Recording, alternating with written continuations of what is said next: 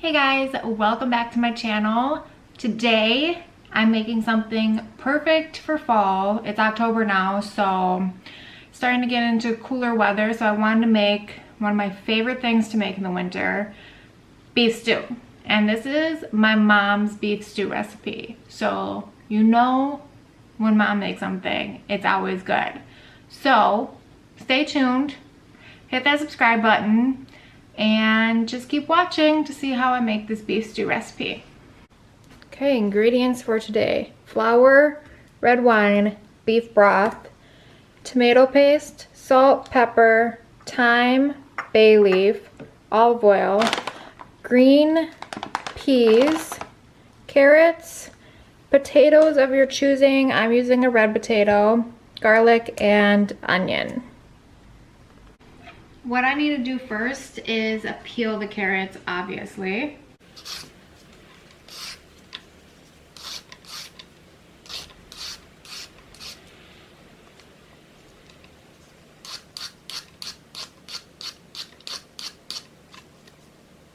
I'm also going to go ahead and cut the ends off of both sides of the carrot because they tend to look a little dry from the grocery store. Like, look at how gross that is at the end there.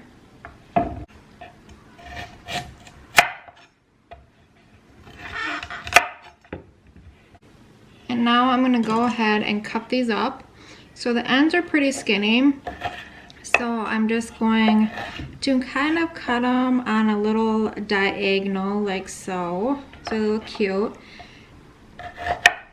And then once your carrot starts getting a little thicker, I'm gonna cut it in half down the middle here, like so. And then on a diagonal still, I'm just gonna cut and make little, like, what are these called? I don't know what these are called. Rectangles? Not rectangles. I don't know what this is called. Does anybody know what this shape is called? I'm losing it right now. And I'm just gonna make them a little thicker because you don't want them to like disintegrate into this stew. You want them to be nicer chunks that you're gonna get. And that's why we like to keep them on a little thicker bit of a cut here. So the carrots are all nice and chopped, and I'm just gonna actually go ahead and set these in a bowl and put them back in the fridge because we don't need them right away.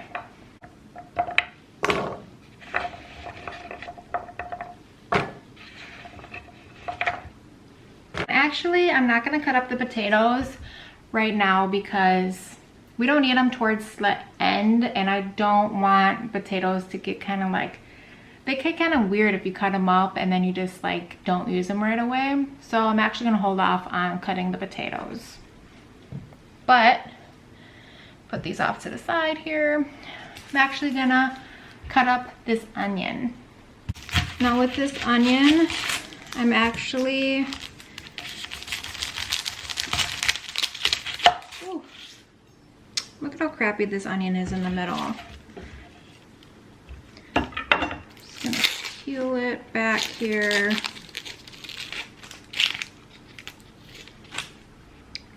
This has a little brown piece on here. And I'm gonna try to cut this out. I might have to wait till we start cutting into it. Roughly chop this up. Doesn't have to be perfect. Just gonna keep slicing it here.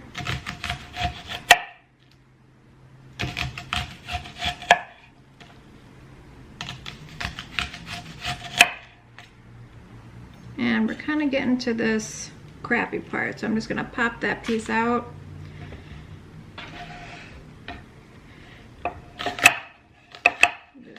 Dice away, and this is just like a rough chop here for this onion. It doesn't have to be like perfectly cut up because once we get them soft, it's not going to matter much.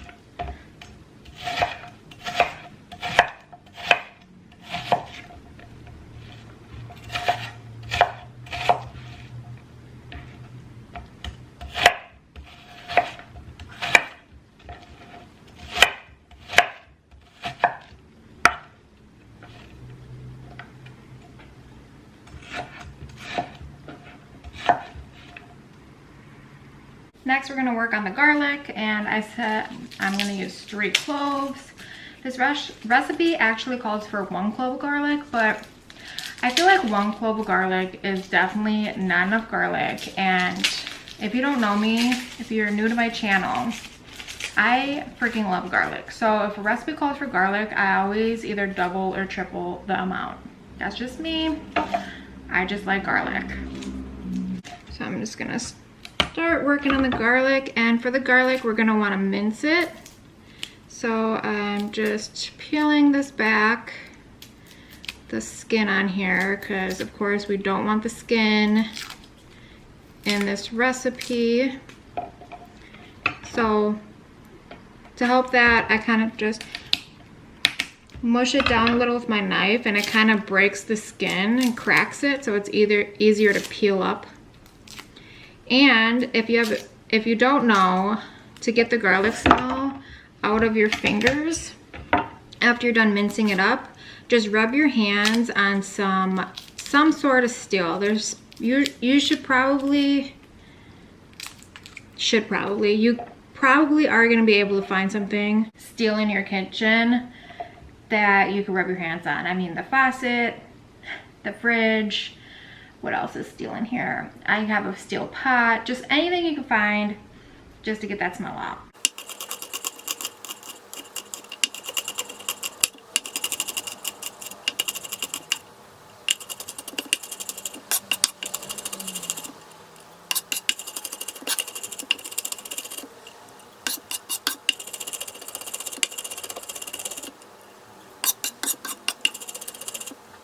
So once you got the onions and the garlic chopped up, I'm just gonna throw this off to the side, and we're gonna work on the meat now. I got a big old bowl, preferably find one with a lid. If not, you could just stir the meat around. And I got my flour here. Now let me look at what my mom's recipe calls for. I think it said 1/4 cup of flour, 1/4. Okay, I'm too lazy to get my 1/4 cup, so I'm just going to use tablespoons. So there is 4 tablespoons in 1/4 cup, and the recipe calls for 1.5 pounds of meat, but I'm a meaty girl and I always thought it needed more meat, so I'm going to use 2 pounds of meat. So should probably use about 1/2 cup of flour.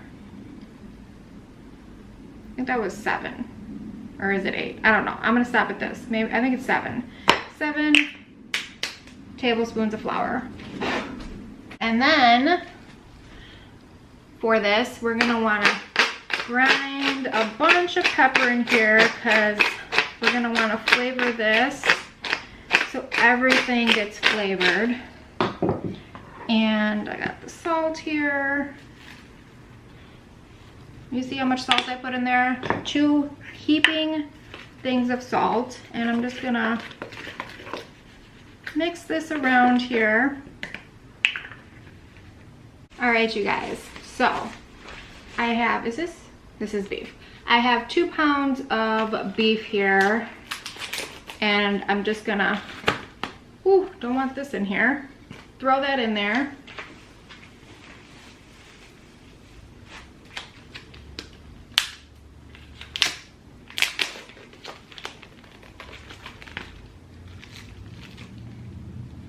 All right, so I have the meat and the flour in here, salt and pepper.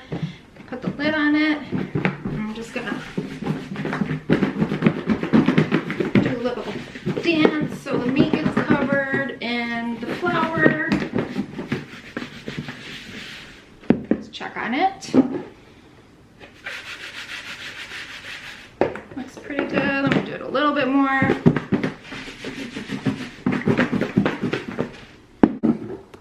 And that's what you're gonna want it to look like. Nice and coated. Now I'm gonna get out my big cast iron pot here so I can start cooking up this meat. So while this is heating up, I got everything prepared here. So I got my plate that we're gonna put the cooked meat on, and my meat right here. And where are they? I got my tongs. So once my pan is heated up, I'm gonna throw about 3 tablespoons of oil in here. And I'm gonna slowly start putting this meat. Okay, this is real hot, so be careful.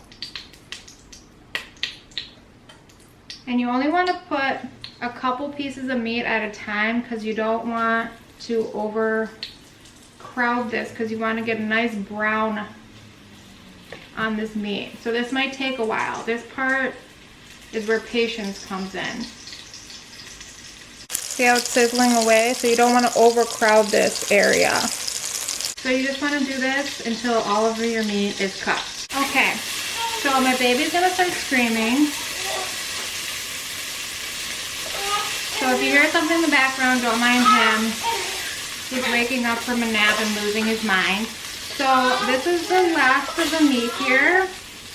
And I'm gonna turn the heat down to low. And then I'm just gonna add a little bit more of the oil. And we're gonna add the onion.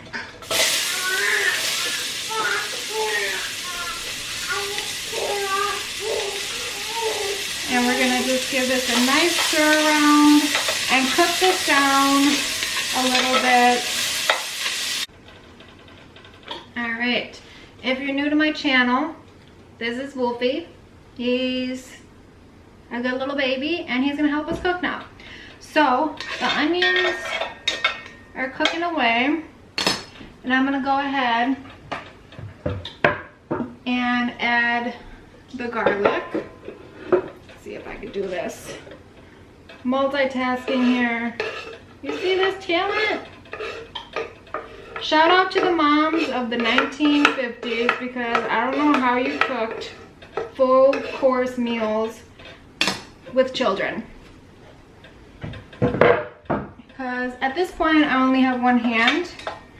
So I'm gonna stir around the garlic and make sure you don't burn the garlic. Nobody likes burnt garlic. You got the garlic in here and the onions. And you might notice that the onions look a little dark. Let me show you. What I mean by that is they got a little bit of blackness to them. That is perfectly fine because that's all like the burnt little pieces of meat and the flour and everything. And that just adds flavor. So the onions and the garlic are cooking, and we're just gonna cook this here for a minute. And now we're gonna add about a half a can of this tomato paste here. And stir it around.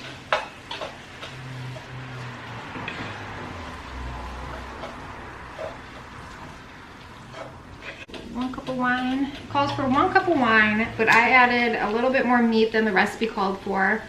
So I'm gonna add 1 cup of wine.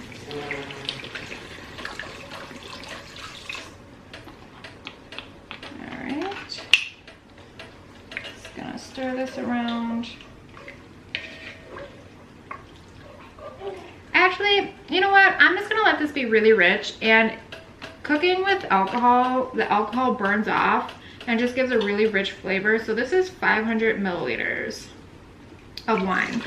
And I'm just gonna pour the whole damn thing in here, because why not? I'll have my mom's recipe in the description if you want to make it exactly how she makes it. This is just my, like, her recipe is like my base for my recipe. So you got this, you're stirring it around. And then it calls for 2 cups of beef broth.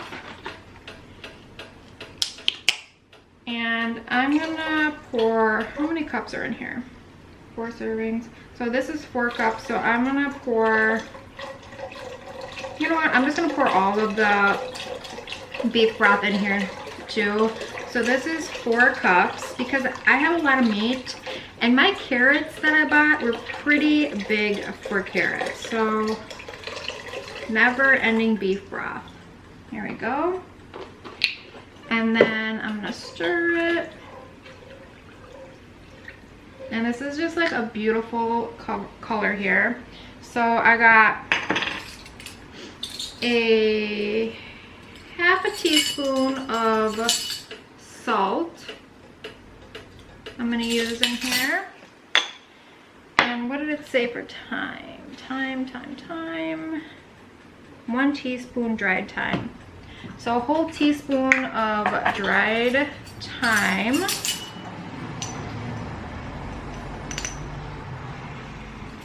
Wow, that's a lot of thyme. And I'm gonna use 2 bay leaves, even though the recipe calls for 1, because again, I put extra ingredients in. And I'm gonna do a bunch of pepper.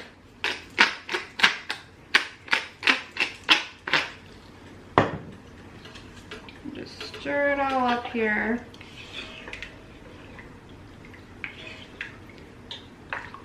And now we're gonna add all of the meat back to the pot. There we go.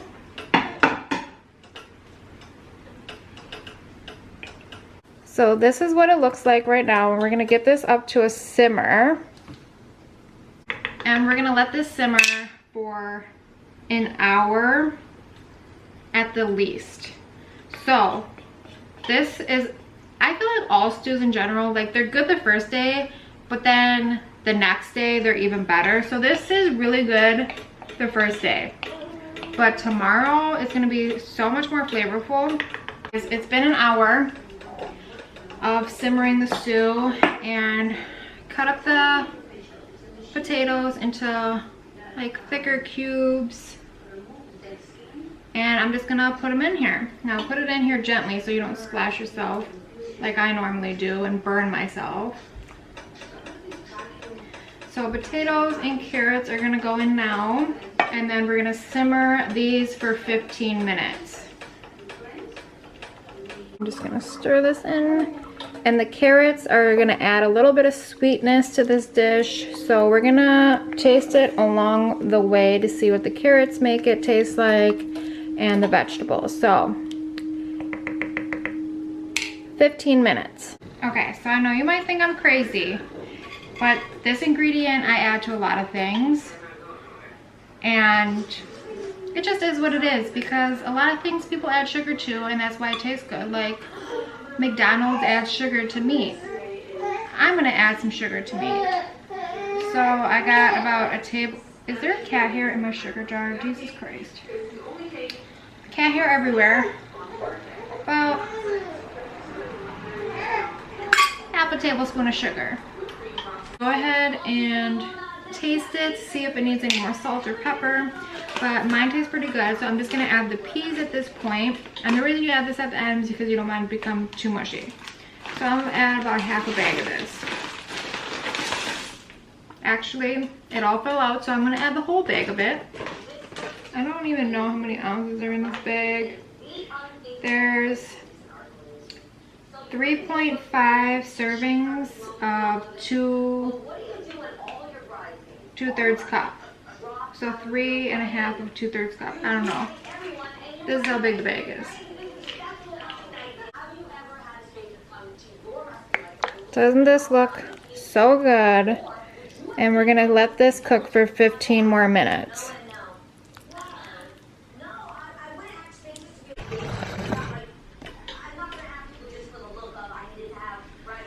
So there you are, guys, my mom's beef stew. Thank you so much for watching, and hit that subscribe button so you don't miss any of my upcoming videos, and I'll see you next time.